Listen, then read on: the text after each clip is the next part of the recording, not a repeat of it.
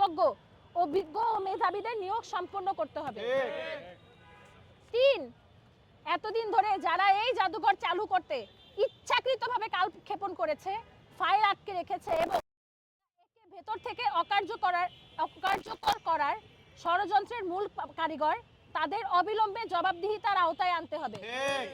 4, জাদুঘরে অবহেলায় পড়ে থাকা কোটি কোটি টাকার হাইটেক প্রযুক্তি এবং বিডিআর শাপলা চত্বর ও জুলাই বিপ্লবের শহীদদের অতি পবিত্র ও গুরুত্বপূর্ণ স্মারক সমূহের জন্য অবিলম্বে যথাযথ আন্তর্জাতিক মানের নিরাপত্তা ও 24 ঘন্টা মেইনটেনেন্স নিশ্চিত করতে হবে।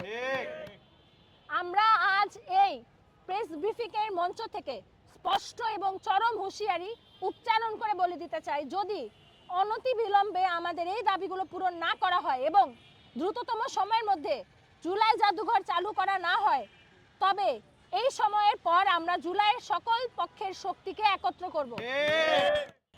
আমরা জুলাইয়ের বীর শহীদ পরিবার, জুলাইয়ের আহত যোদ্ধা, ছাত্র জনতা এবং 24-এর বিপ্লবের সকল অংশীজনকে সাথে নিয়ে এক বিশাল ও শক্তিশালী গণ আন্দোলন গড়ে তুলব। আমাদের এই দাবি আদায় না হওয়া পর্যন্ত এবং এই চক্রান্তের সাথে যুব সংস্কৃতি মন্ত্রী ও এই চক্রান্তের সাথে যুক্ত সংস্কৃতি মন্ত্রী ও প্রতিমন্ত্রীর পদত্যাগ না করা পর্যন্ত, তাদের মন্ত্রীর মসনদ থেকে নামানো না পর্যন্ত এই আন্দোলন রাজপথে বিরতিহীনভাবে চলবে। আর যে আমলা ও সচিব এই চক্রান্তের নেপথ্যে আছেন, আমরা তাদের শেষ দেখেই ছাড়বো ইনশাল্লাহ।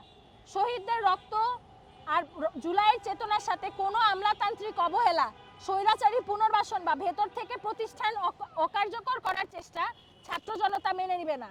আপনাদের সবাইকে ধন্যবাদ। বাংলাদেশ জিন্দাবাদ। আমাদের সংবাদ সম্মেলন এখানে শেষ নয়, শুধুমাত্র জুলাই জাদুঘর বিষয়ক আজকের এই সংবাদ সম্মেলন নয়, এর পাশাপাশি